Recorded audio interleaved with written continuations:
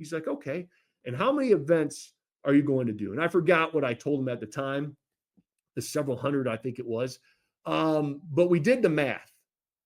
We did the math. And this really humbled me. He said, you're a great speaker. You have a great message.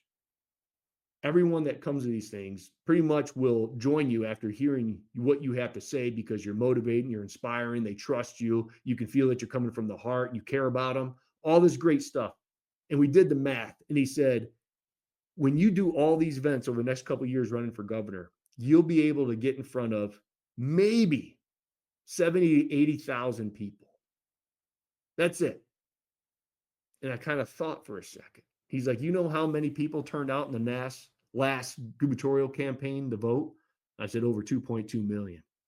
He's like, exactly right. He said, no matter how much charisma you have, if you don't get on the TV, if you don't push out your commercials, you're not going to have the reach to win. And I was like, he's exactly right. And we were able to raise $2.2 million, and it wasn't enough.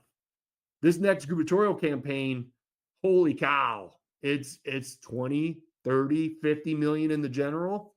That's one election. That's not up and down the ticket. That's running for governor. Okay.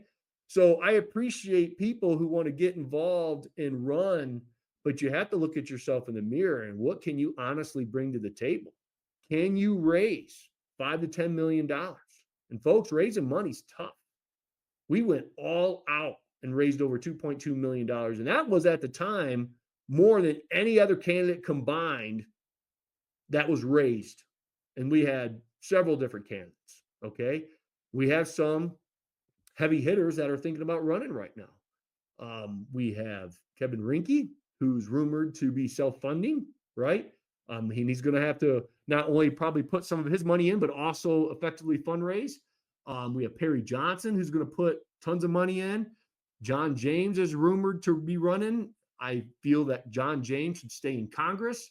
Tudor Dixon is rumored. And I think Tudor was the second largest loss in gubernatorial history in the state of Michigan. All right. I'm just looking for an executive and a business person, to be honest with you. Someone with some business experience, because that's what I feel that we need here in the state of Michigan to get us out of the hole. Obviously sound in the Constitution, with the same beliefs in the Second Amendment and First Amendment and everything else.